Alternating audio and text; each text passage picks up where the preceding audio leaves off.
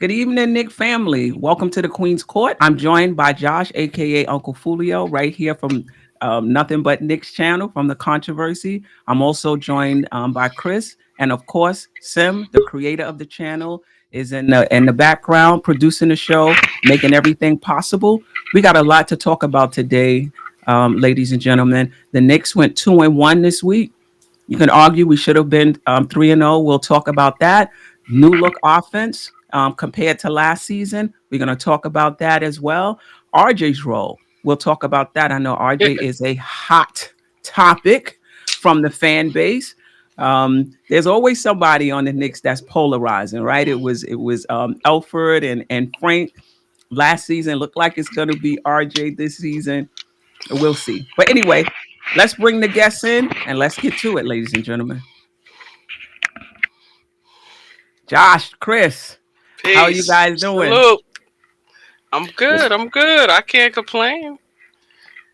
doing well, Queen. Thank you for inviting me. Salute to you, Chris, as well. I've been doing this all day. This is my final one of the day, talking about a lot of these same things, and people see my face a lot today, so it's gonna be fun.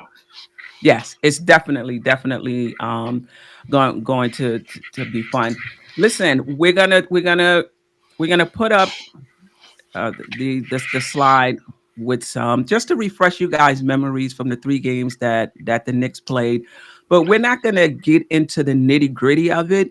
If you follow Nothing But Knicks, you know for each game we really get into it pre-game, post-game, the shoot around, right? So this show we're gonna take more of an eagle-eyed view, just kind of look at the week, look at the season, see if there's any trends, any storylines for us to talk about. We beat Boston in double, we won in double overtime. RJ played pretty good defense on Tatum. Boston was without Horford and Richardson. We won in a blowout um, at Orlando, and then we lost at home to Orlando, right? So let me ask the panel. Um, the Knicks are 2-1 right now, in first place in our division, um, and fourth in the conference. Though it's early, how are you feeling about the Knicks overall, and how are you feeling about the three games we played this past week? Josh, I'll start with you, and then I'll go to you, Chris. Obviously, it's unfortunate that we lost that last game to Orlando. Definitely a game that we should have won. We should be 3-0 right now, right? So I'm looking at that as like some motivation for the team moving forward. Like we can't Mhm. take any nights off.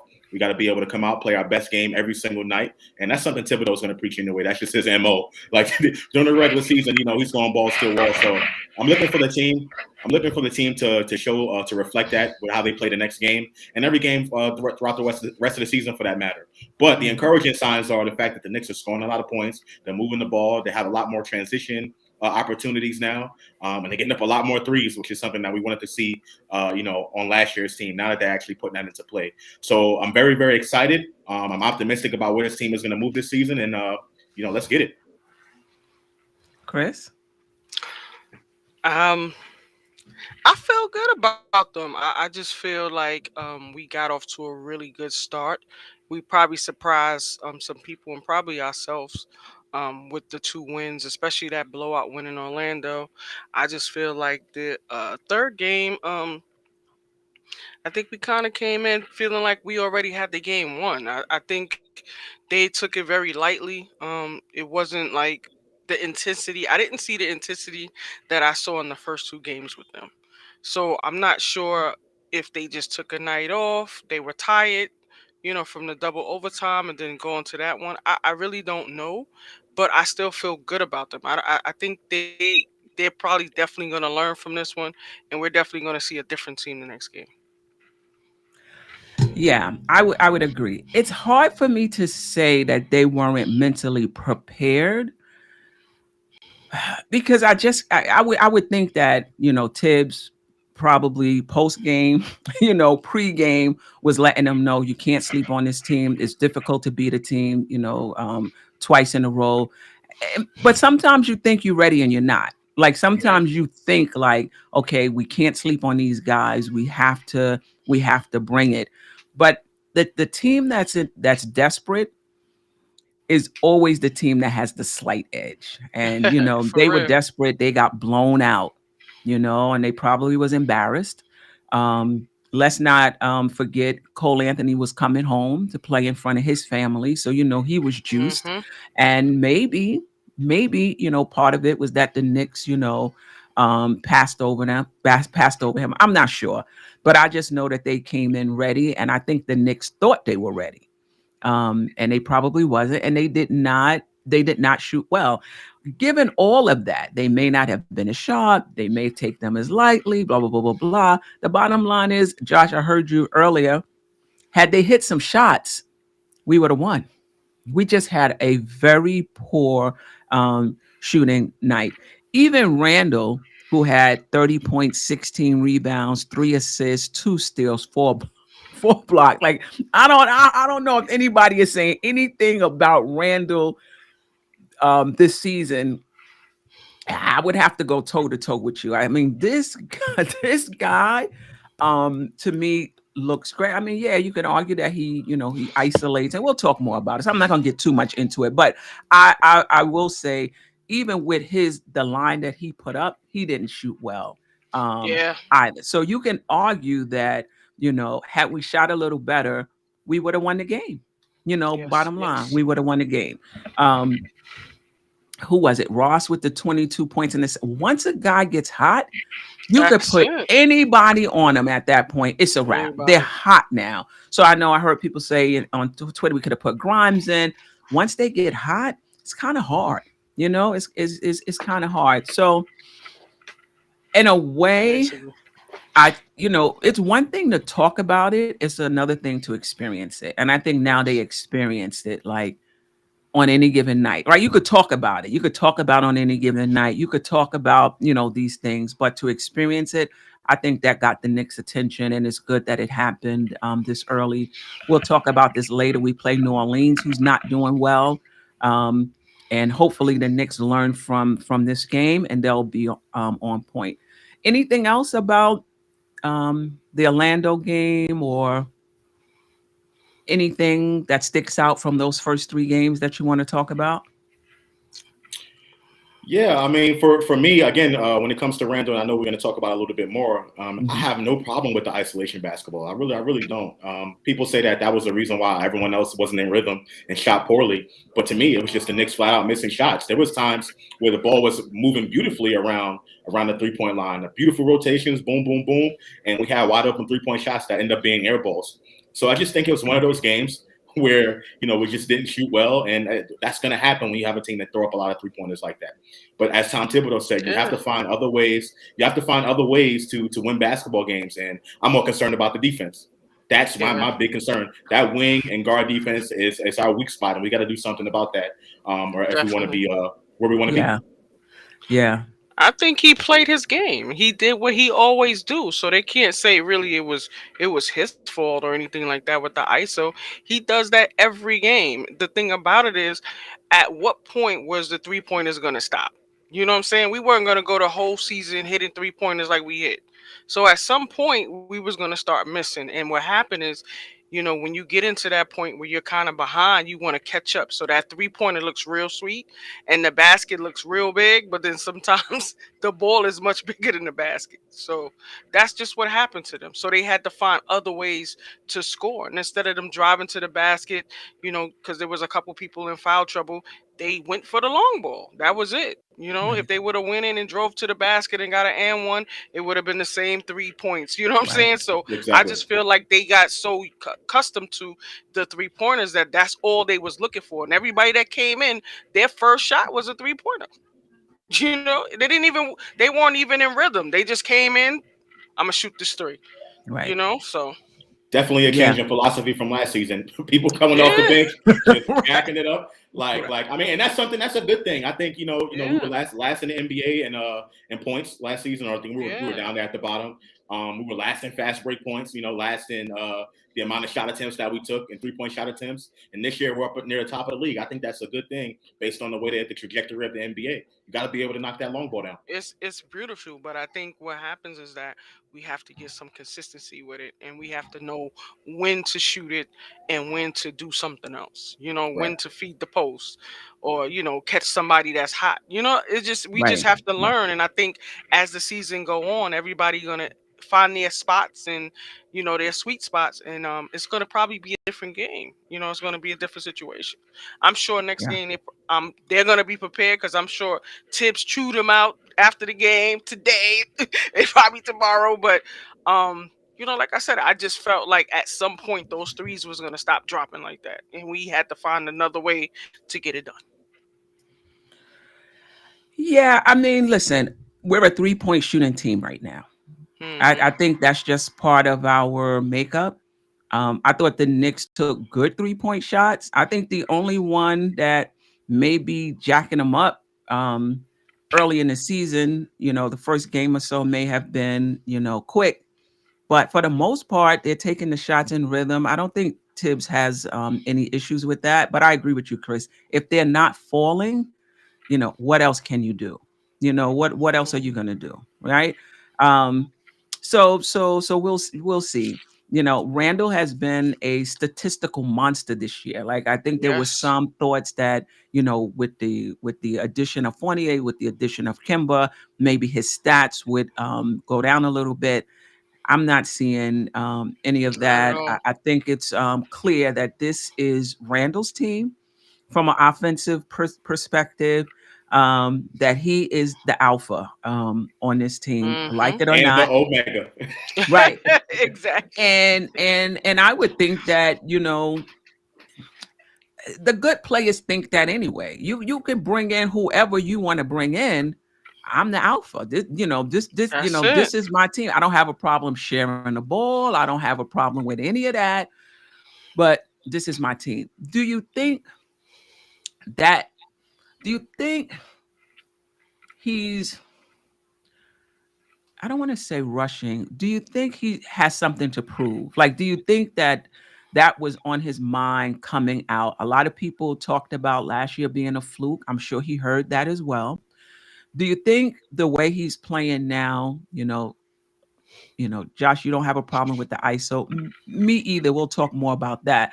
But the point I'm trying to get at is, do you think he's coming out expressly trying to prove that this is my team still? And all of those who thought that I was a one hit wonder, you're wrong. And I'm about to show you that right now. Do you think that that's Yeah. in the front of his mind right now? I think And there's no is that question. helping or hurting him? Go ahead. Or us? I think there's no question about that. I Mhm. think that Julius Randle, you can tell every time he makes a bucket or a clutch bucket at the end of a game, he's turning around, pointing at somebody, saying something. He wants. Give me my Right. respect. He's putting the world on notice in Madison Square Garden on notice that this is his team. And I think there's no question about that. I think that is in the front of his mind. As far as whether it's helping or hurting the team, listen, last season the Knicks, what was it, 8%, 8.5%. They went isolation.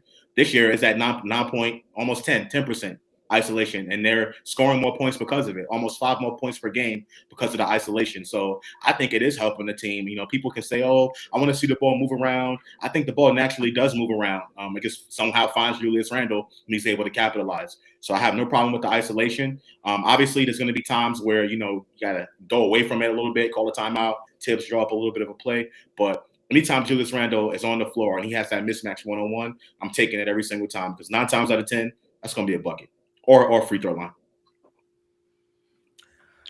Yeah, I mean, I talked a little bit about this when we was at Legends. Shout out to Legends. Um, it's a tough one because I agree. I don't believe in equal opportunity offenses. I just don't. I know I that's just right. believe that your best players need to take more shots. And I know Andy, if he's listening now or tomorrow, is going to disagree. I just don't believe in you just pass it around, and whoever has the shot, take it.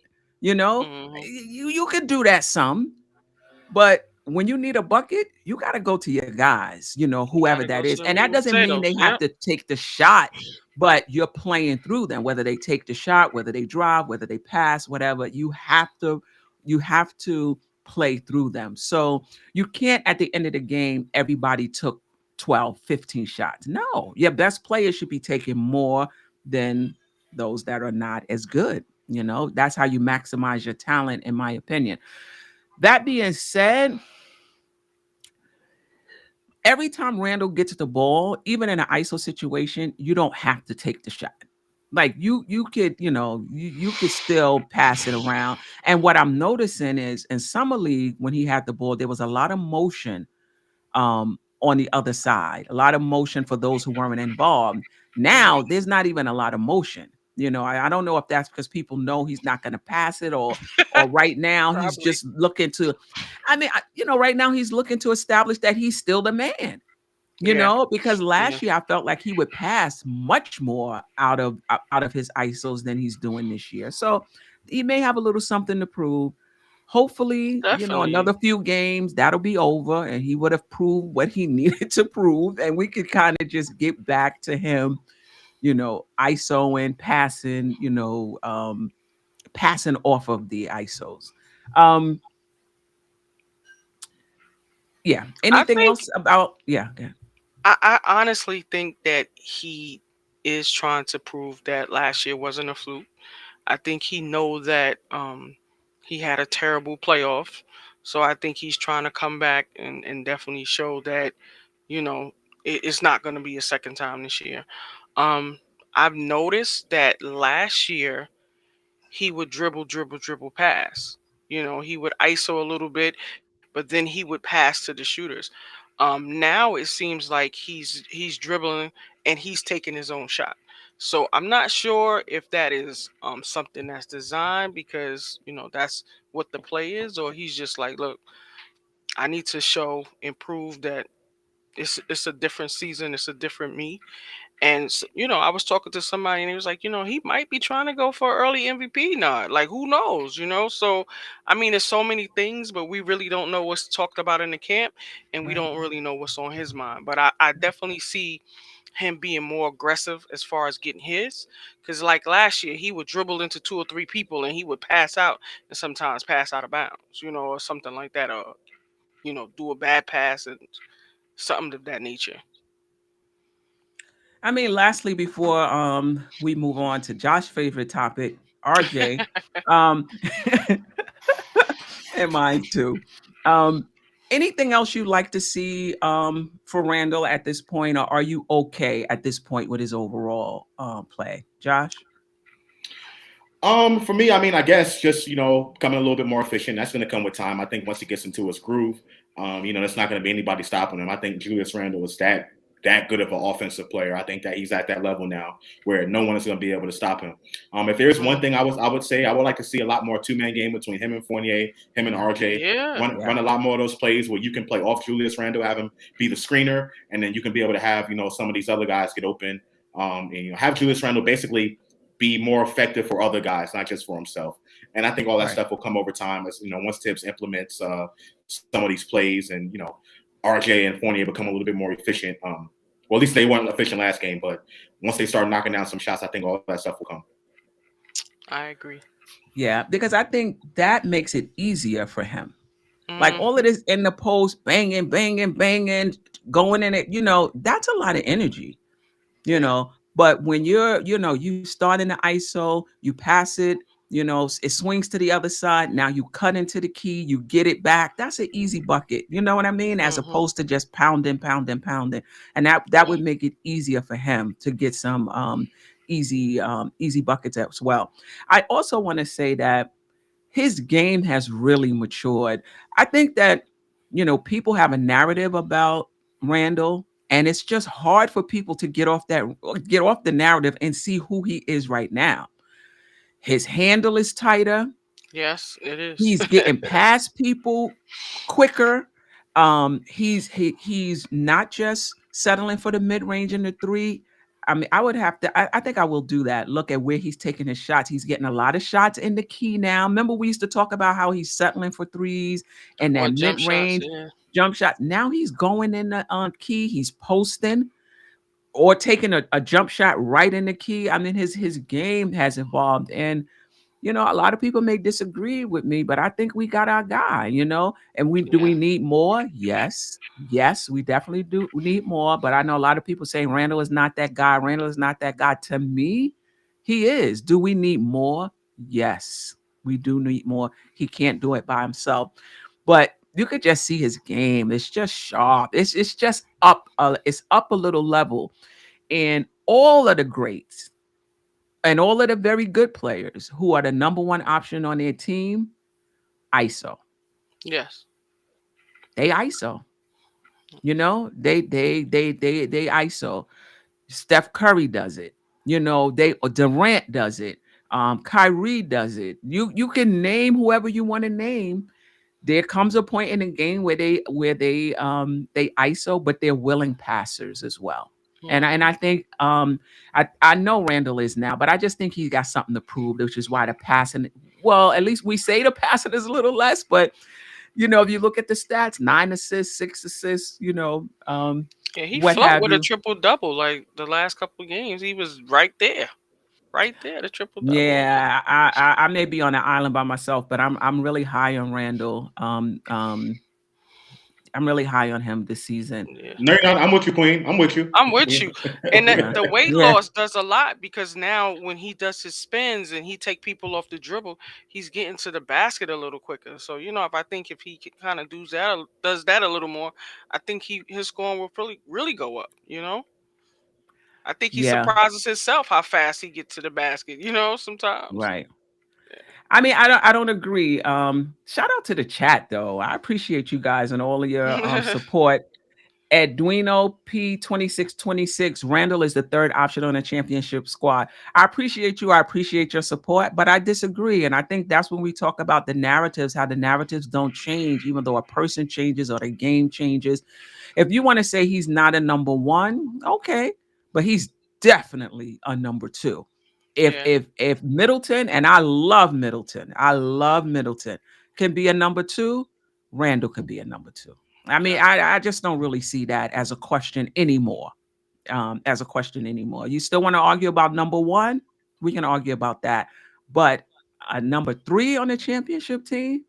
Nah, he's too Nah. talented for that. Queen, Yeah. Queen. Let me just say this. I was mentioning this on Hadouken and Sharon's No Life podcast earlier. Shout out to him. Make sure you like and subscribe to his channel too. By the way, Yeah, definitely. Shout out to Hadouken. but I mentioned this earlier. Like the topic came up about if the Knicks were to somehow acquire someone like a Bradley Beal or Damian Lillard. I think a combination of a Bill with Randall or a Lillard with Randall, I think that's a contending. I think that's a Oof, contending, duo in the Eastern Conference. As long as the Knicks will have the requisite pieces around them to support them, but that's a that's contender. scary. That's That's scary, scary. right? That's You know what I mean? So in that case, Randall is a number two in that situation, right? If you look at it that way, and who yeah. knows, one of those guys might show up. One of those wings or guards might show up to play with Julius Randall, and he still can be the number one guy. Dirk Right. Nowitzki did it. Dirk Nowitzki was on, Sometimes they great take a power step forward. back though. They Hmm. definitely Right. do. Like, especially if they come into a team where somebody's already established. Sometimes they might step back. Who knows? You Yep. know. Yeah. Listen, Christopher M, shout out. And you guys listen in the chat. Even if I disagree, it's all love. You guys disagree with me as well. It's all love. We all family. Christopher M. Randall is a third option on championship team. Middleton is efficient and plays defense. Listen, he doesn't have to be Middleton. Every number two, every number one is different. There's some number ones who are not efficient, Hmm. and And play don't play deep. defense. Yeah, everybody is going to bring something different, different to the game. You don't have to be. It would be great, and I think I would have to look at the numbers. I thought Randall was pretty efficient last season. Like he doesn't. I have to look at the numbers, but he doesn't come across to me as an inefficient guy. Like that goes 7 for 24 or anything like that.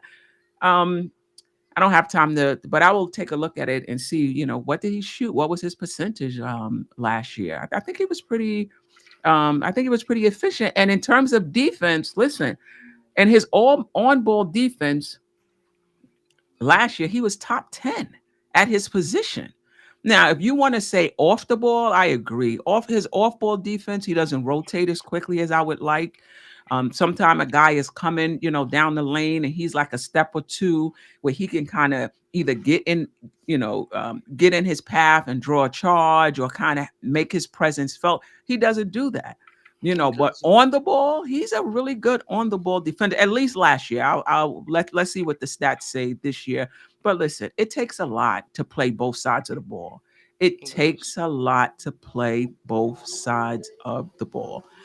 So I would like him to be a better off ball defender.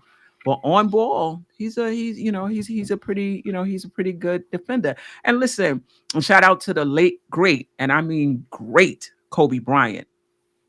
He didn't play defense all the time, you He didn't. know, but when it was time to, money time, that's when he would lock down. But he wasn't carrying the load offensively and on the defensive side of the ball for 48 minutes locking people down. He was not doing that. I watched Kobe Bryant a lot. However, when it counted, when they needed a steal, when it was money time, he wanted to play the best player, and then he would put his energy out, and he would be very good at it. So it takes a lot. It takes a lot to be a two-way player. And listen, the Knicks, no, everybody, nobody, the Knicks narrative is not going to change until they start winning consistently or win a championship. And the same thing with Randall. You're not going to be able to change people's mind until he has like five all NBA seasons and Hmm. win a championship. Other than that, people just don't like his game.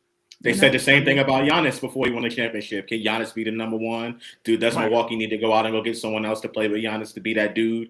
And right. then Giannis came out of nowhere in the playoffs and just balled out.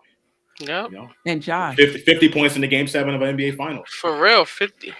Josh, he still doesn't get respect. Mm, Yeah. Giannis. Still, the only reason mm. he won was because Brooklyn was injured.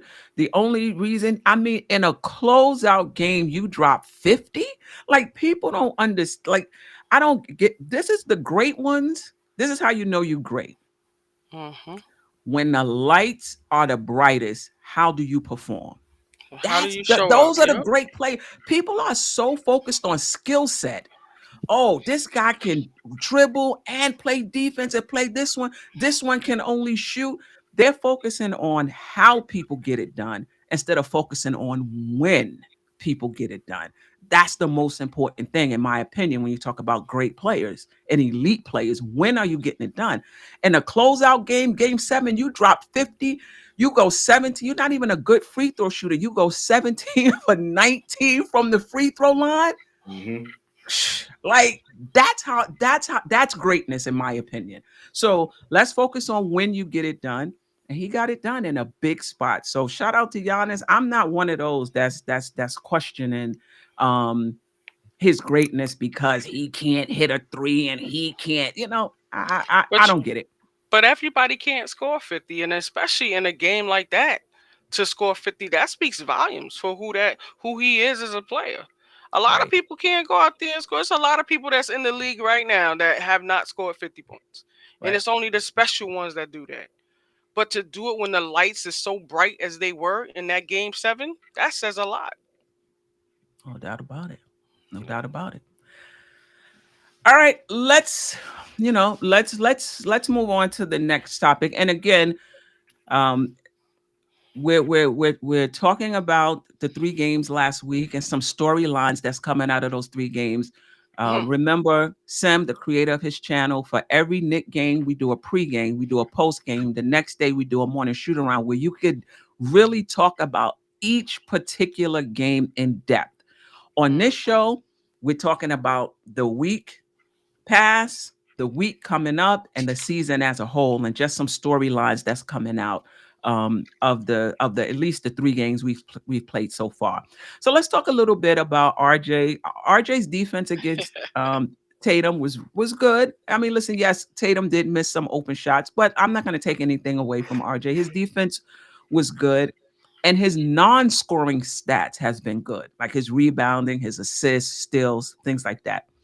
What do you think about his current role on the team, or what is his current role on the team? And are you worried about him overall, or is it just him finding his rhythm? Let's start with you, Chris, and then we'll go to Josh. I think his current role, and I think we already spoke about this, is that he's going to be assigned to the other team's best player. Which comes with some sacrifice in his game because if it's anybody that can run through a bunch of picks or have him running around the court, he might be tired on the other end. So we might not get a lot from him. But on that defensive side, as he did in Boston, he kind of locked down Tatum. And I listen.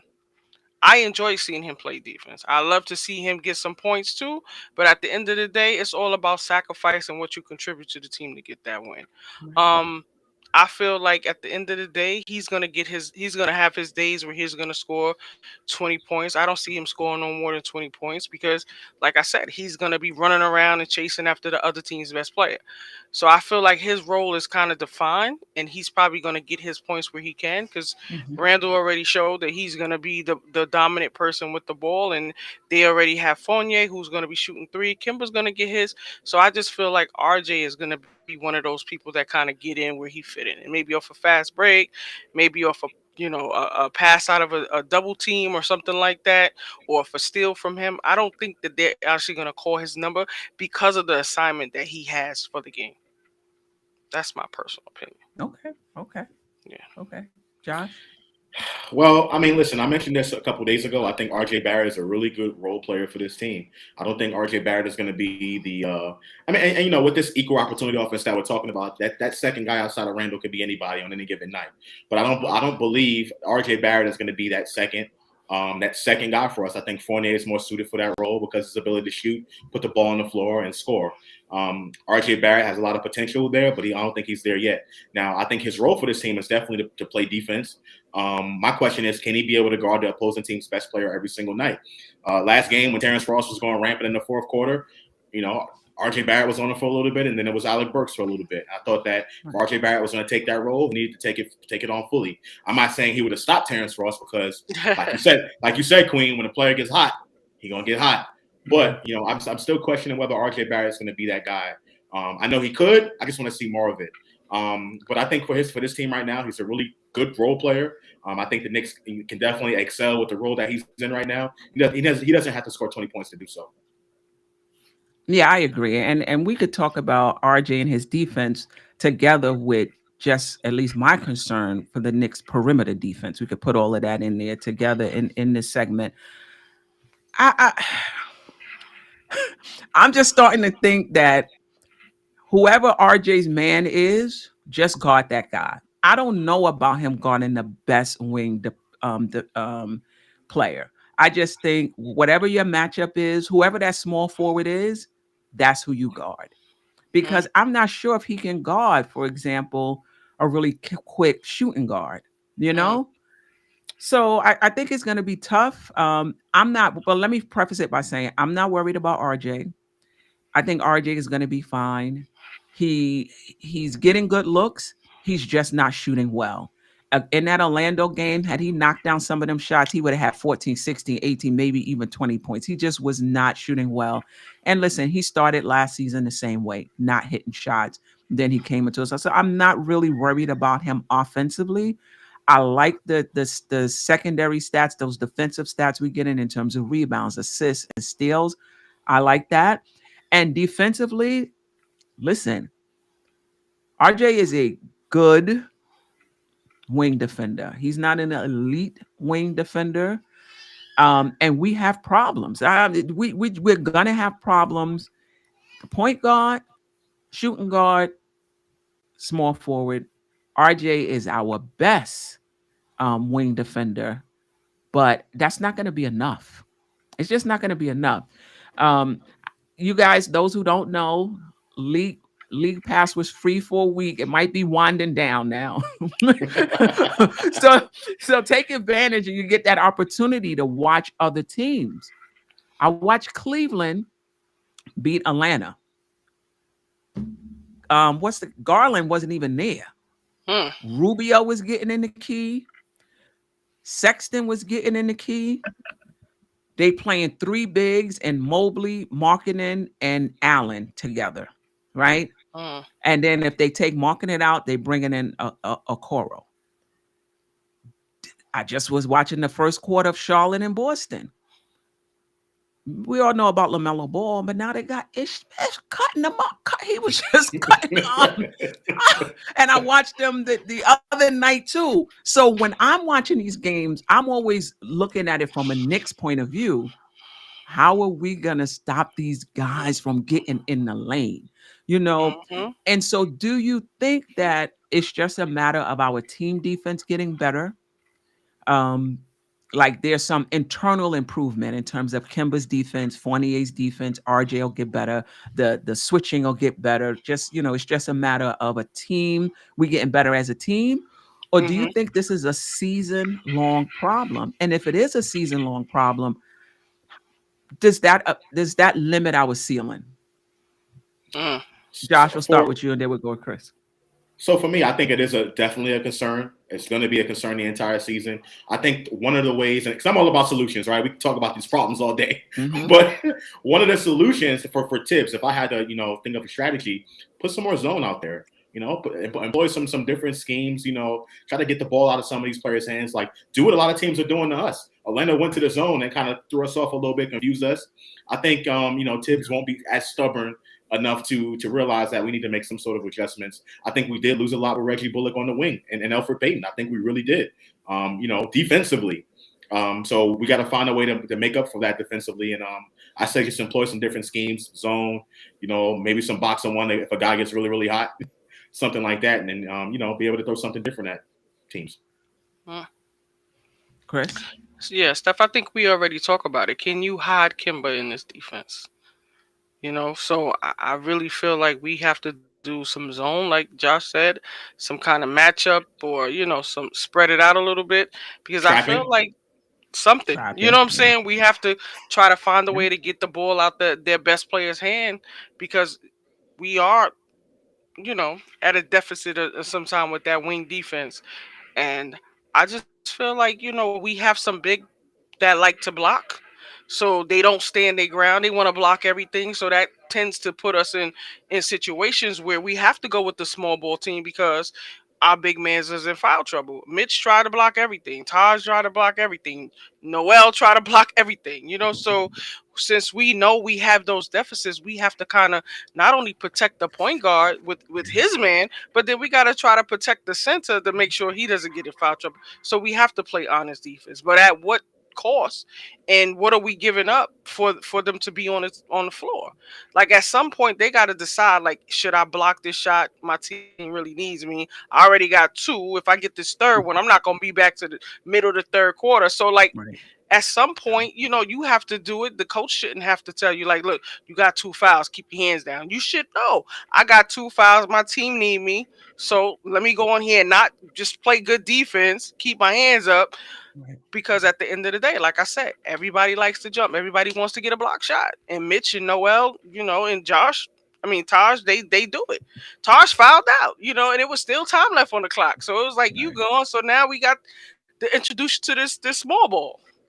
So I just feel like at some point we got to figure it out. Tibbs got to figure out what we're gonna do defensively, especially when we're playing certain people. Because even Burks don't play defense. Right.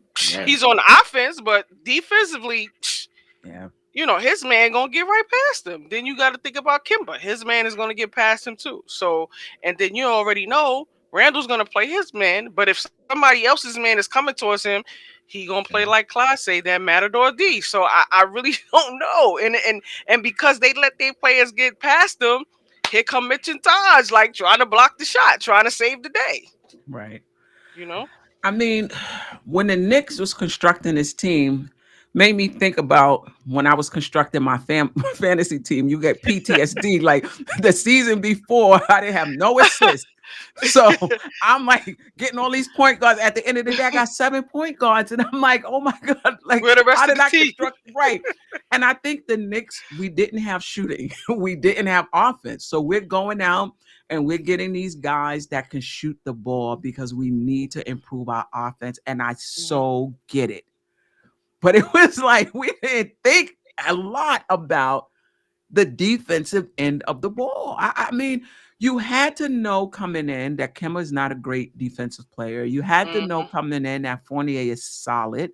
but he's not, in my opinion, as Great. good a defensive player as Bullock was, even though that there's a net positive, right? Because he's a Hmm. much better offensive player. You had to know that coming in, right? So I'm not sure if the Knicks coaching staff is being taken by surprise. But you had to How know that. can they? It's the same, almost the same team. It's You almost the had to same know big that. men, You had so to you know know what you was IQ, getting. right? His defense is better, but he's still not great. Burks is like, so you had to know this coming in. So I don't get it. Well, we're gonna look at the Knicks stat right now. We're 12th. Defensively and defensive rate. I don't even know if we're gonna be able to hold that. Um, you know, but hey, I'm with Josh. I'm concerned about our perimeter defense. These guards around this league are just Killing. They're they good. killing. They're They good. killing. Awesome. Here we go. All right. So points. Mm. I'm trying to move it. All right. Anyway, I think I can see it. Points right now, we're scoring 121 points a game, which is third in the league. But keep in mind that also includes a double overtime game against Boston. Last year we were Hmm. 26. So, we're scoring more points. We know that we're putting up more 3-point shots, 49 a game, which is first. And we're shooting Hmm. okay, 36.7, which is 13th, right? So we're doing, okay. We're shooting them at a decent clip. Um 27 assists a game, which is fifth. So in terms of moving the ball around, I mean, we're fifth in assists. So I mean, we could talk about Randall holding the ball and things, but we're fifth in assists. To me, that lets you know that the ball is moving around. Offensive rating 111.3, which is eighth in the league. We were Hmm. 22nd last year, so that's a huge upgrade. And 110 points, is that correct? I'm gonna have to check that. Um, and our defensive rating 104.30. And now listen, this is still early. It's just 3 games, right? But right now we're 12, and we'll get to it. Um, Chicago is third. Mm. Chicago is third in defense. So our defensive rating is 12. It's outside of the top 10. Let me ask the panel. I think both of you agreed that we would take an increase in offense um, to the detriment of our defense, right? We were Yes, okay. We were okay with that. Hmm. absolutely. Are you okay with 12? Or did you think it would be a little better than that? And are you okay with that? I mean, the net rating is 6.4, which is 12, in the league. Are you okay with the trade-off in our offense and defense? So I'm okay with the notion that we sacrifice a little bit of defense to add some offense. I personally would like to see the defensive rating get up there in the top At 10. least in top Uh, 10. Yeah, and exactly at what I least was in the, gonna yeah, say. somewhere in the top 10. But I just believe that the Knicks still are able. They can outscore teams now. Last season that wasn't the case. We had to depend on defense. I think the combination of both our defense and offense Mhm. from this year, even though wing defense is probably our weakest point, I still think the combination of both that with the offense will suffice enough for us to be able to win, a lot of games this season, right? And I think because we can outscore teams in multiple different ways. We got a guy who can close in Julius Randle, and we got Right. other guys outside pieces who can knock down some key shots. So I'm comfortable with that. I have no problem with it as of right now. Chris? I think when this team gels, I would like to see this. Like in 10 games, 12 games, I would like to compare the numbers Yeah. to these numbers right Right. here because I think Right. there will be some significant changes and we might very well move up into the top 10 in some of the categories. But I just, like I said, I don't feel like they actually are a cohesive team right now. I think they still Right. trying to learn each other.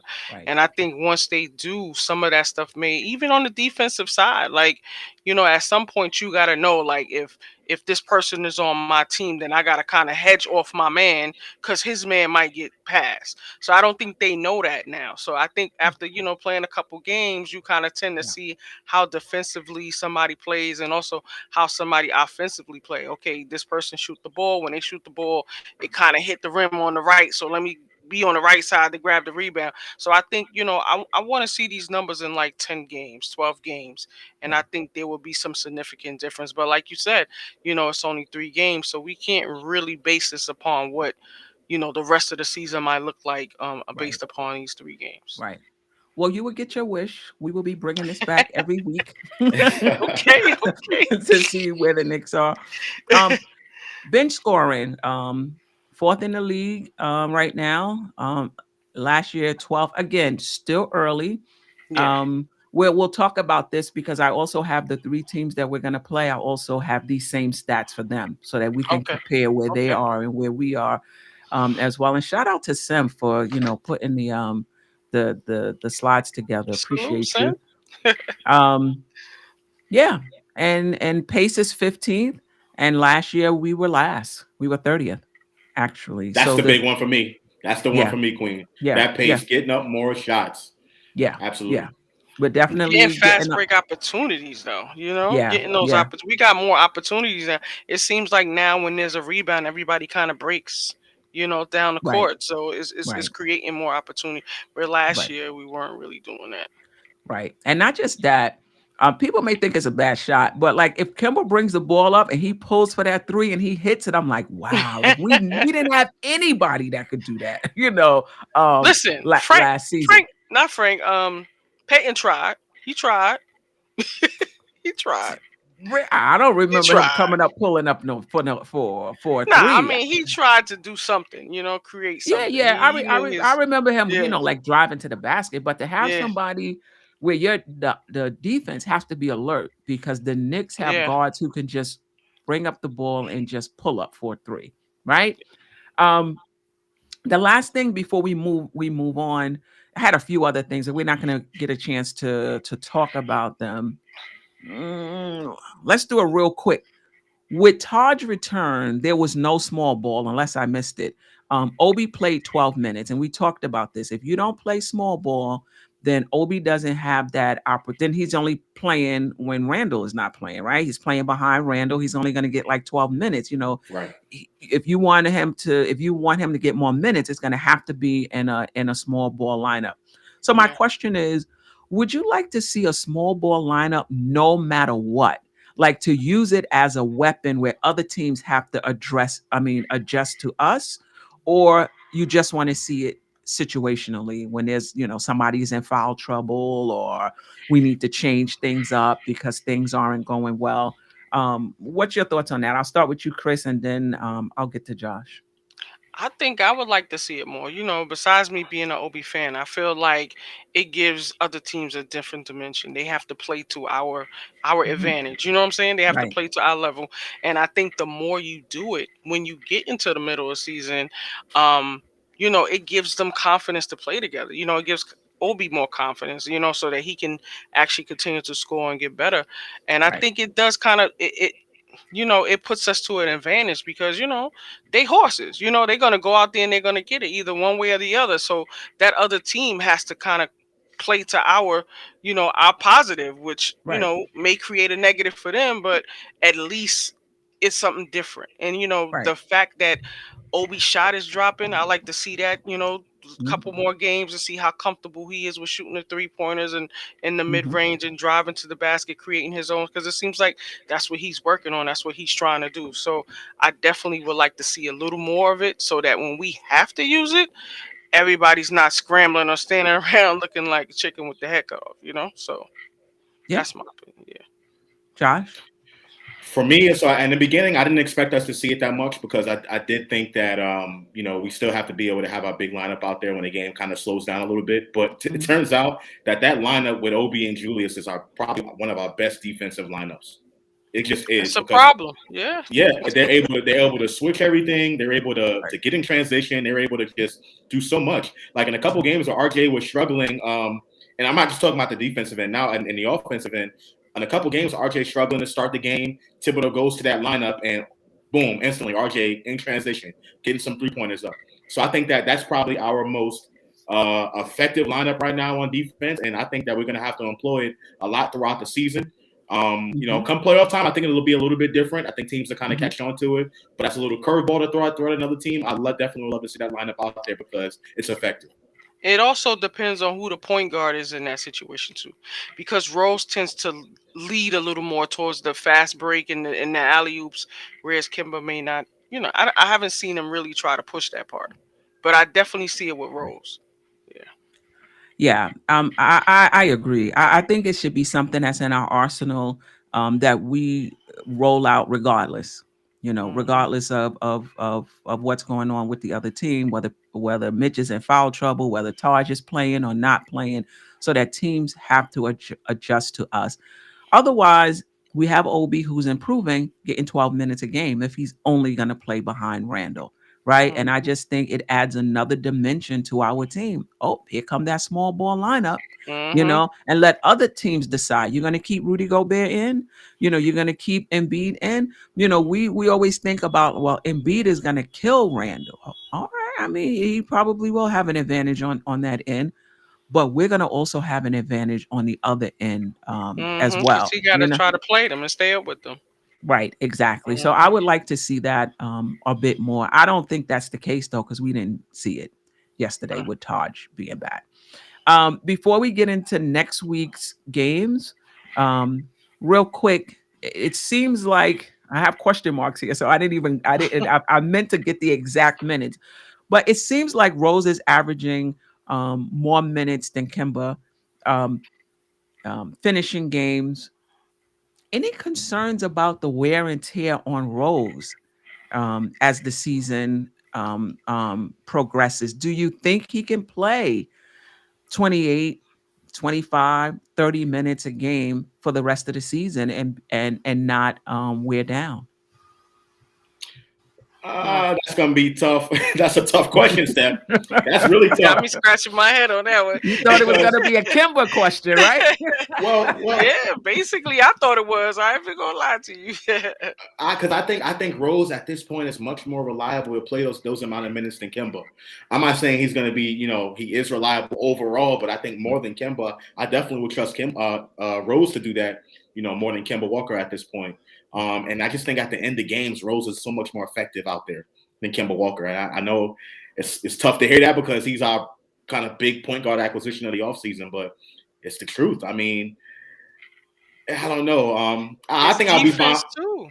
His Yeah, defense too. At the end of the fourth quarter, like he gets into that point guard and gives him a hard time, and he deflects a couple shots. He got a block on a fast break, so he Tibbs see that, and he wants that poise and that defense at the end of the game, and he makes good decisions. Where Kimber might come down and shoot that three, like you said, Rose is gonna try to get the best person the ball at that perfect time, or if he don't see it, he's gonna shoot it, which he's been doing. Listen, listen, listen. Everybody was on me. How's the first, Josh? I don't know how you do it because I felt a little uncomfortable with the smoke when we signed Kimba, and everybody was talking about the financial aspect of it, and everybody was super excited, and I guess I was the Debbie Downer, like this is not Charlotte's Kimba, and the Knicks had you know resources at the start of free agent to get a point guard that didn't have a lot of question marks. They had those resources at the start of free agency. Um, and they chose to go in another direction, and we have to live with it. I don't think I don't think Rose can play 30 minutes a game. I think, you know, for 82 games. I just don't think that's his role. I just don't think, he's built for it mentally, but can his body, take that? I don't know. Maybe it can. I just think we need to buy minutes, whether that's with Grimes, whether that's with McBride. We just need to buy Rose some minutes because it does look like he's probably going to play more minutes than Kemba. We need to buy him some minutes, and I think Kemba has to get, I think it was last week. I was like, we got to play Kemba no matter what. We know, we know that he's not a great defensive player, but we got to play him no matter what because he opens up the offense. This, that, and the other. But now when I'm looking at not just Kimba, I'm not putting this all on him. But now when I look at our perimeter defense, I'm like, oh my, Yes, I it don't has some know. issues. I don't know if we could do that. So I'm not sure what Tibbs is gonna do, but we I have a gotta. question. Do you think he's gonna tighten it up, or do you think they're gonna try to add someone? Because I think we got a spot open, right? Don't we have a spot open? Do we have a spot? Unless they're gonna drop, was it Selden? I think. Wayne Yeah. Selden, yeah. Unless So I'm wondering if it doesn't pan out, would they try to sign somebody else's insurance? I saw some. Yeah, maybe I don't know. Or do you think he trusts the rookies enough to come in and get a couple quality minutes to rest both of them? I think all options are on the table. I mean, listen, last season the Knicks made a midseason trade to acquire Derrick Rose for a Yeah. couple of So draft picks. is And I think at so this I point anything is on the table. We gotta just wait and see. I think after 20 or 30 games, I think the organization kind of will get a feel for what they want to do, who yeah. they want to play. But early on, I don't expect the rookies to play much. I'm gonna just be honest with you. I don't think right. none of our rookies had that Emmanuel quickly like impact. The same impact that Emmanuel quickly had last season. I just don't think that they're there yet. I think they can help us in a few ways, but I don't think they'll be major parts of what we're doing in our rotations. And Well, speaking of quickly, do you see his role? It looked like his role is lessening a little bit. Are you concerned about that?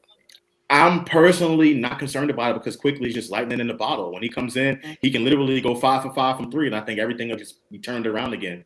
So I'm not really concerned about Quickly's role. I just don't. I mean, we were talking about it in the preseason about him being that third point guard, and I just don't think it's materializing yet. Yeah. Yeah, he just doesn't look as fluid as he did in preseason or in summer league. I'm not sure what it is, but I do want to say, remember, quickly got time because we were just not a good offensive team. We didn't have really good shooters. He was able Hmm. to shoot, so he was able to get time. Maybe, maybe we don't have good perimeter defenders. Maybe that opens the door for Grimes or opens the door for McBride. But I will say that by um, IQ was in the rotation by now. you know, Yeah, Yeah, exactly. um, That's what I'm saying. Like, and maybe it's gonna take. I don't know if Tibbs is gonna, midstream. Maybe, maybe. Once he starts looking at those stats, he might make a change. But let's anything else on this before we move to next week's games? I think we're good. Okay. All right. So next week we play Philly Tuesday, mm, we play Chicago mm, Thursday, and we play the New Orleans Pelicans on Saturday, I believe. mm. So while the chart is coming up, Philly is 2-1, Chicago is 3-0, the New Orleans Pelicans are 0-3. That don't Now, mean nothing. well, yeah, that's true. So let's take a look at this. Can you guys see it? Okay. So currently we're 2-1, first in our division, fourth in the Eastern Conference. Philly is 2-1. They're second in our division, sixth in the conference. Chicago 3-0. They're in another division, but they're first in the Eastern Conference. New Orleans also, and they're in the Western Conference. They're 0-3. They're without Zion um, as well. So should we take them? Should we take them one at a? Let's take them one at a time. Let's talk a little bit about Philly, who we play. Simmons is out. They beat the Pelicans. They beat OKC, two teams that are right Subpar. now bottom dwellers. Right now, things can change. Yeah, And they lost to Brooklyn. that was a It, good game, back and forth. Great yeah, game, yeah. yeah. Maxey is starting because Simmons is out. Seth Curry, Harris, Embiid, and I'm missing one Danny person. Green. Oh, Danny Green. Right. So we played them Tuesday. Um, is it too early in the season to have a statement game? No, no, not at all. I think the Knicks can definitely use a statement game right now after the Mhm. what happened against Orlando. I don't think it's too early at all. The Knicks need to put their foot in the ground and say we here, we here, and we here to be a competitive team in this Eastern Conference. I don't think it's too early for that at all. Yeah, Chris. I just want to see them play with the same intensity that they played Boston, because this is one of our teams. You know what I'm saying? That we need to get this one. And the way they played Brooklyn, even though you know, um they didn't have Simmons and stuff, I feel like this is gonna be a good game. I don't think it's gonna be a blowout, but I'm thinking it's gonna be something kind of similar to Brooklyn. We're gonna go back and forth. But Okay. I'm hoping we win. I think we're gonna win. I just feel, because I think Embiid um doesn't make good decisions towards the end, like those 3 pointers and stuff. Even though that's something that's in his game, I don't think that was really. I don't know. Like, I felt like he should have been on the box. I Yeah, felt and like he Well, should have been on the box. Yeah. we Go ahead. have we have we have Mitchell Robinson now, so we want to see how that matchup is gonna Yeah. gonna Yeah. gonna right. come to light. Mano And y Mitchell mano. Robinson gained Yeah. all the weight. You know what I mean? Let's see if Yep. he's able to deal with someone like Joel Embiid. Not many That's people it. on the planet can. I think Joel Embiid is probably the most dominant center in the game today. But I think it's a good opportunity for Mitch to show what he has. Let's see if he's able to catch some of those alley oops and second chance points and all that against a juggernaut in Joel Embiid. I think it's going to be interesting to see. It is. And the thing with Embiid is he can score on all three levels. Like Yep. I've Oh yeah, seen him face up, put the ball between his leg, drive into the lane for a layup. He has the mid range, and he can shoot the three, and he could post up. So any way you want it, he can give it to you. So I think it's going to be a definitely a test for Embiid. Um, they're last in the league in pace, 97.67 points. Offensively, they're third, Mm, right? They score more points than us, 116 point four, and their defensive rating. Let me see if I could pull it up over here because that is looking kind of small for me. Yeah, their defensive rating, they're 16th, right? So we should be able to score on them, but can we defend, right? that's gonna be the Um, key. yeah, it's gonna be is gonna be a challenge. But like I don't see, Maxi. But listen, I was gonna say I don't really see Maxi cutting us up in the lane. But listen, when you don't have good perimeter defenders, it can make a lot of players look better than they are. That's right. It Look, can make a lot of players look better than they are. What's your general outlook on the three games next week? Any concerns with these teams? Do you see us going 3-0? What's your outlook? mm, go ahead, Chris. I'm gonna say 2-1. I think Okay. one of the teams, either Philly or Chicago, gonna really give us a tough game, and it's gonna come down to maybe a last shot, or a Mhm. decision, or something like that. Um, so I'm gonna say 2-1. I'm going to go 1-2. I'm going to go 1-2, and I Wow. think I think. Wow. Okay. Uh Okay. oh. No, no, no, no, no. It's all good. It's all good. It's all good. Because I with think. Philly and Chicago, it's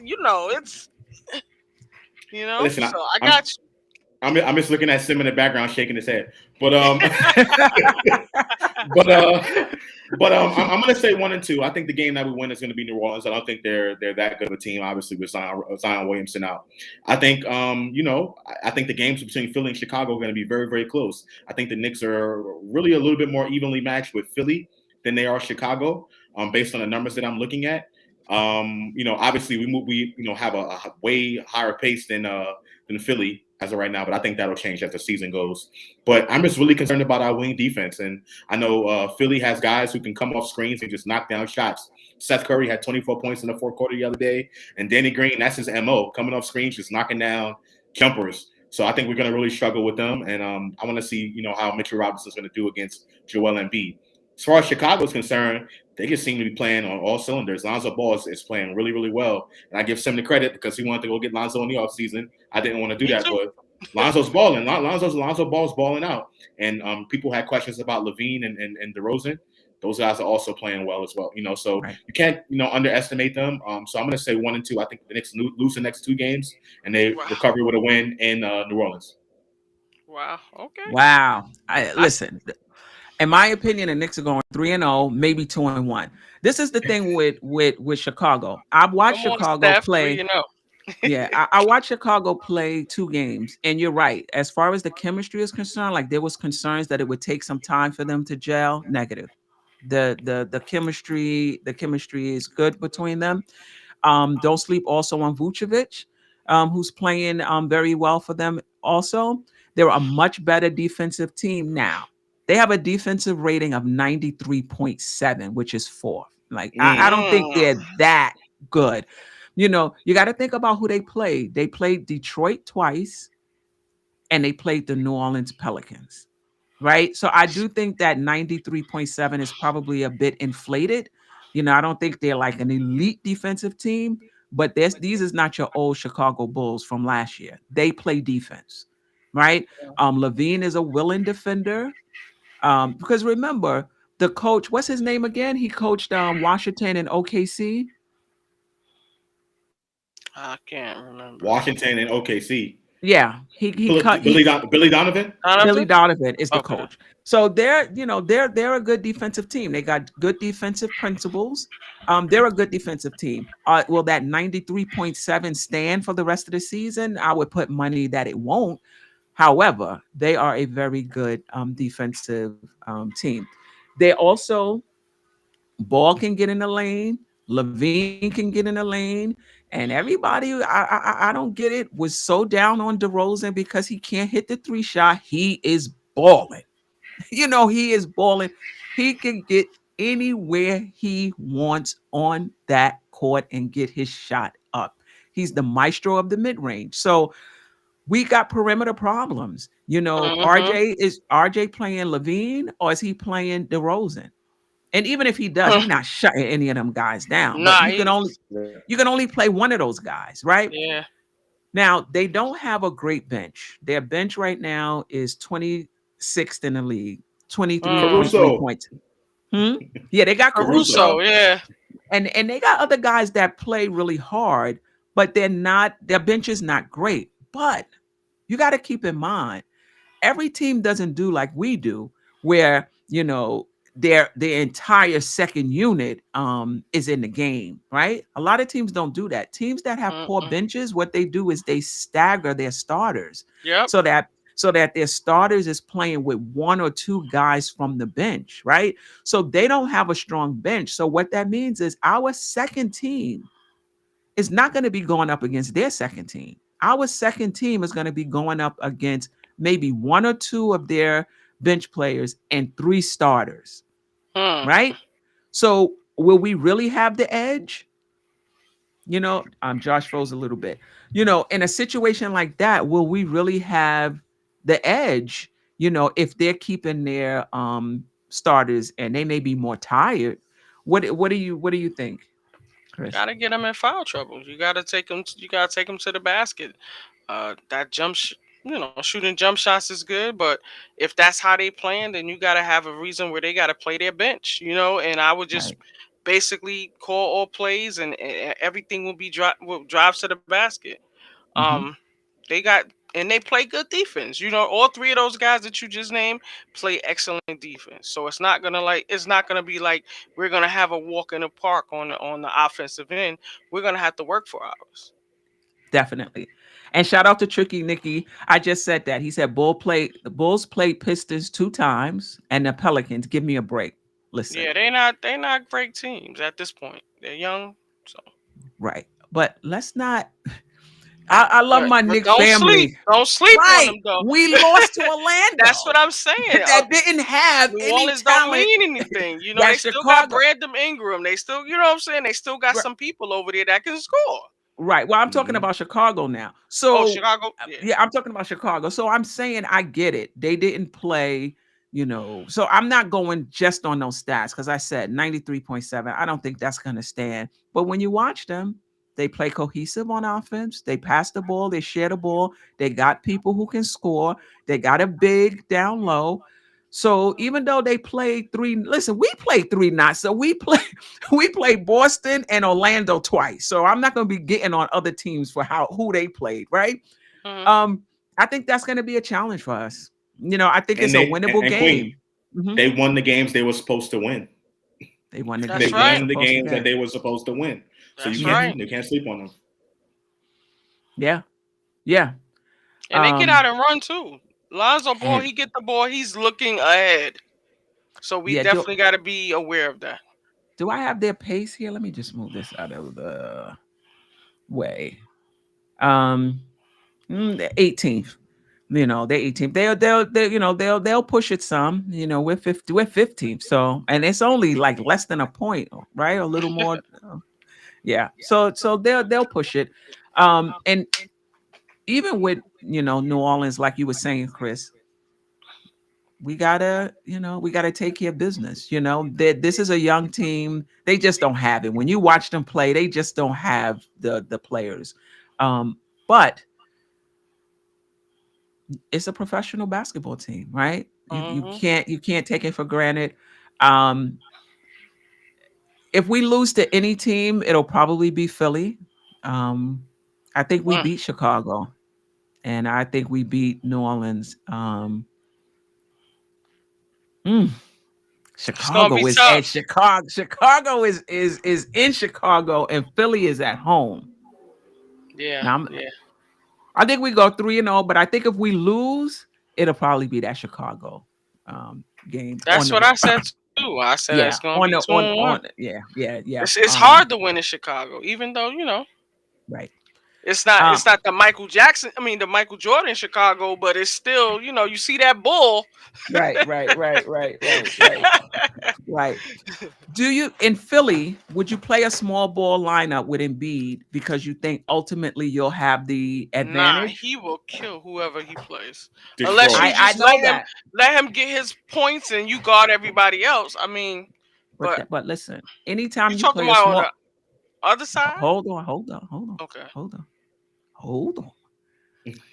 Absolutely, you're not going to be able to guard him down there. But the Mm. question is, do you think you gain more points than you're giving up on the other end? That's the question. Do you think it's going to be a net positive? He I got to don't. guard Randall or Obi, so He's it going to have might to be an guard Randall or advantage. Obi.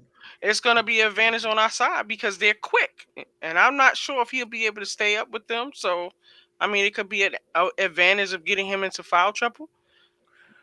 That's the question. Do you think it's going Yeah, to be more of they're going to have the advantage on their end. We're going to yeah. have the advantage on our end, but who's going to have the ultimate advantage? Josh?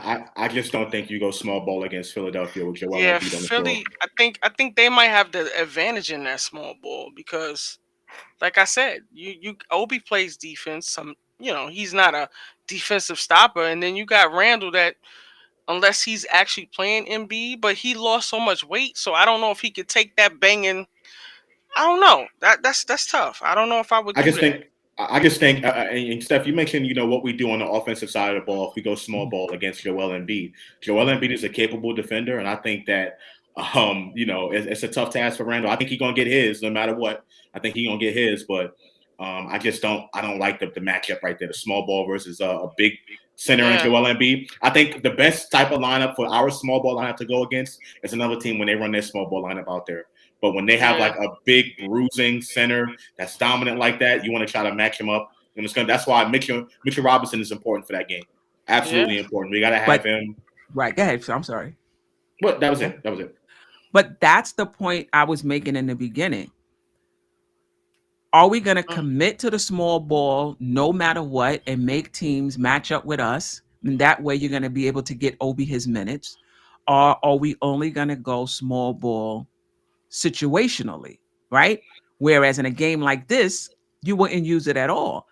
I tend to think that, you know, you could get some some points off that small ball lineup if you're running. And if you're running, and Embiid is not running the floor like that. He's not checking Obi. He's not checking um Randall. And Randall, I hope, would have enough sense not to post him up. Like, if you're gonna if you're gonna play Embiid, your advantage is in the mid range or at the three, drawing him out. And his dribble has gotten much quicker in terms of getting to the basket. Once you have Embiid out, who's back there to protect him? And once he gets past Embiid, it's a wrap.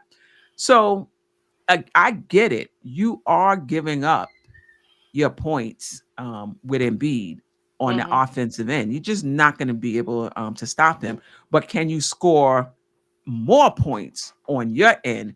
And I think it's a little closer than you guys think. I think you guys probably think like Embiid gonna drop 50, and in our small ball lineup we might get 10. I think it's gonna be a little closer than that.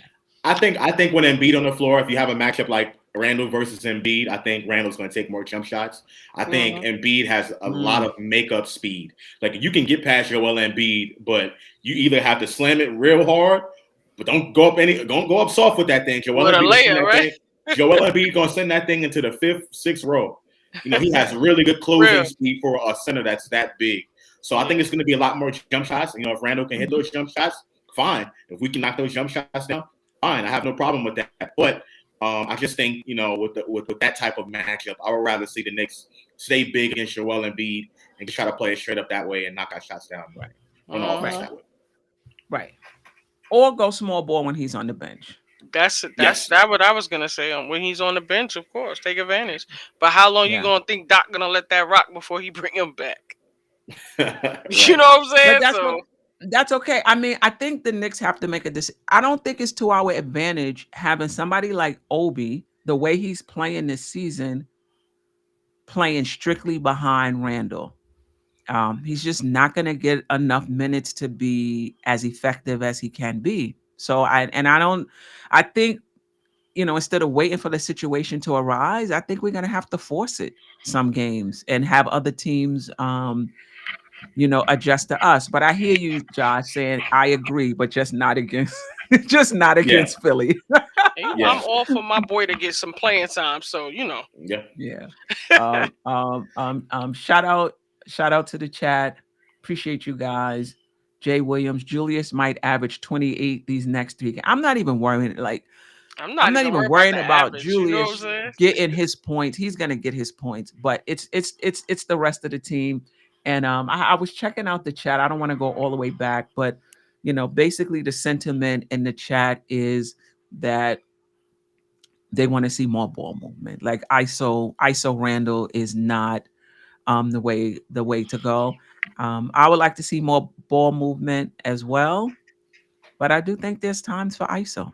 There is time for ISO. I think he must have watched a lot of Melo ISO in the Knicks, because it looks like at some point, the first couple games, it looked like him, like he dribbling, going through his legs, back and turn around with a jump shot. So I think I said that to somebody, and it was like, you're right. But I would like to see him pass it a little more. But you know what? Like I said, I'm not sure if Tibbs is telling him to do that, or if that's just him getting his points. I was thinking about the small ball lineup with Embiid. Maybe if at any point that they do go with that lineup when he's on the floor, maybe Tibbs is really comfortable with it. That one of the defensive strategies they employ to defend Joel Embiid is maybe to front him, and then try to help on the weak side. Try to make him pass out of the paint a little bit more and then close out on the shooters. I think that might be something we see Tibbs employ. But I don't know if it's gonna work. Right. I don't know. All right, before we get out of here, I just want to go over the over and under from last season. Josh, you wasn't here, but the question was, did we think Randall would score 20 points in each of the games we played this past week? And everybody took the over, and we were right. He scored 20 points in every game. The other one was that the Knicks would score 115 points in each game. Tony said at 115. Well, the bottom line is none of us won. He said, Chris said under. Chris said under, and there was one game where we were under, 115, and I don't even know where we were in regulation against Boston. Right? We might have been 117, I believe, in regulation. Okay, in all regulation. right, and that we top 10 in defense. Everybody thought we would be better than top 10, and we were worse, 12. Wow. And that we would be top 10 in offense. And that's correct. We all said we would be better than top 10 in offense, and we were. And the last one was that Kemba would play at least 20 minutes in each game. And all of us said he would get more time to that, and he did not. At Wow. least at least in the last game, he didn't. I didn't check. I didn't check Are we for the gonna do first that two this week? games. Yeah. We're definitely gonna do that. So the question is I got receipts. I get the receipts. Okay. RJ will average. Should I say average 15 points a game, or that he will have RJ will have at least 15 points in each game, over or under? It depends on if he's playing. I think he's gonna be at. I don't think he's gonna be over or under. He might be at. I say under. Because we're talking about each game, not average. Each game Oh, he's going to each game. score Oh, 15 points I or think more. under. I'm with you with the under. Under for me. Yeah. Okay. I want to go back to defense. Do we get it together? And do we land in the top 10 in defense? We're going to do better or worse? It's gonna be tough those first two games. I'm going under, Queen. I'm going Yeah. under as well. Yeah, under. I'm with y'all. All right. Let's go to the threes. The Knicks will continue to shoot at least 45 threes in each of the next 3 games. 45. Over. I think they're gonna have a better outing the next couple of games, so I'm gonna say over. They're gonna shoot over, right? This is just attempts. This is not Yeah. 45. What was that second one? I want to make sure I got the receipts over correct. 45, It was RJ 15, Yeah. defense 10, threes 45. I'm going to Yeah. say over as well. Oh, that was it. It was just 3. It was just RJ. Okay.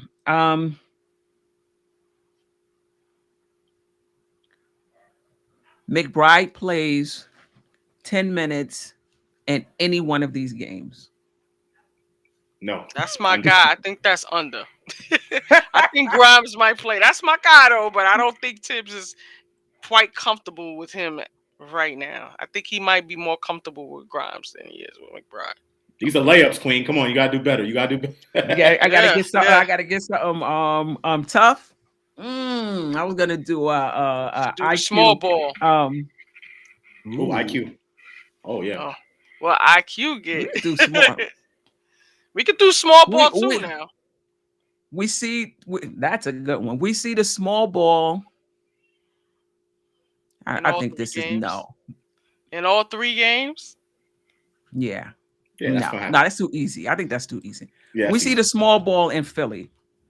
I believe so. At least for a few minutes. A few minutes, I think we're gonna see it. Especially if it's a game where he want to see something different because whatever is going on is not working. I think we're gonna see a little bit of it. Josh, you said no? I think we do see it. Yeah. Against Philly? Yeah. I think we're gonna for a see little it. bit. For a little bit, just to kind of change it up a little bit. IQ rebounds and scores 12 points, average 12 points. All 3 games? Together. It doesn't have to be each particular game, but just average. I think together, yeah. I say that, but I don't think in one game though. All right. So you over or under? No, I think he's gonna be at. Nah, over or under. He's gonna be over 12 or he's averaging it all 3 games. All right. 11. He gonna be over 11 or under 11? He due to break out. So ah. Josh, you go ahead because I'm I think he's gonna be under just because of the fact that Tibbs been pulling him kind of early when he's in there. So I'm gonna say under. I'm gonna go over. I think Quickly's due. I I said think over he's as due. well. Ugh. All right. So we got it. So we'll check in with that next week. Any last thoughts before we get out of here? I would love to see 3-0, but I think we're gonna go 2-1. And I really want to see the small ball happen in each of the games, even if it's just for a few minutes. Um, I just want to see uh in certain game situations how Obi's gonna handle that playing against an Embiid and stuff like that. Like what he's gonna do. That's it.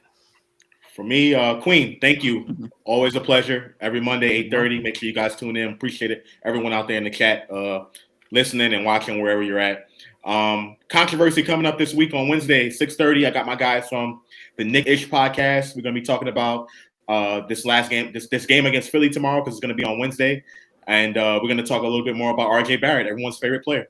So stay tuned for that. Oh my It's gonna be God. fun, and I look forward to talking to you guys. Thank you, Queen. Yeah, you're welcome. Definitely check out Josh. I mean, everybody give him a hard time. I mean, I I like you, agree. Josh. You're my I guy. agree with a lot of the takes, but you know what it is? I think for the Nick family, and you guys are my family, um, we just want good news. Like we That's just it. want good news. We just want to ride high. We just want, like, I'm noticing from being in this community and doing this show like since April, is people don't really want fair opinions. People want rah rah. People want pom poms.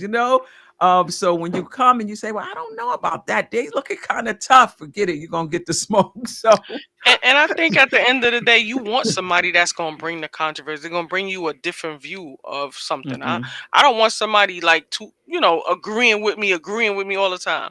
Now fight with me a little bit on it. Tell me that nah, that's not gonna happen. Obi's not gonna get in. Tell me that. That's not this fan base. That's not this fan base, right? Right here. But we're fans, but Yeah, for the host of shows, we're also content creators as well. And I know for myself, I try to be even. I'm a Knicks fan, and I do give the Knicks the benefit of the doubt a lot of times. But if I don't see it, I just don't see it, and I'm gonna say, I don't see it. So, anyway, Knicks go 2-1. If we do lose, it'll probably be to Chicago. Chicago. Our perimeter defense is not going to get any better, but I think our team defense will. I think we see McBride. I think IQ bounces Really? back. I think we Okay. see. I think we see that small ball lineup against Philly. And I think Randall is gonna keep doing Randall things, and I think we're gonna be successful. I think that once he finishes proving that he's still the man, he'll go back to passing out of those ISOs. So I'm not really worried about that. With that, Nick family, we are out. Be easy. And don't forget, we play Philly tomorrow, right? So Sim, the creator of the channel, you already know if you've been rocking with us for a long time, we do that pregame, right? So if you haven't already, subscribe, hit that notification button. We got you covered, right? We're gonna do that pregame before the Philly game. We're gonna do the post game after Philly, win or lose, and that morning shoot around the next day, right? So we're gonna really go in depth keys to the game. What should we be looking for after the game? If we lose, it's therapy, right? If it's lose, I know some people don't even want to come on the post game when we lose, but come on, it's therapy. With other Nick fans, we mourn together, right? And then the next day we do that morning shoot around, and then next week, 8:30, Queens Court, we're gonna talk about these three games as a whole. All right, Nick family, I'm out next week. Peace.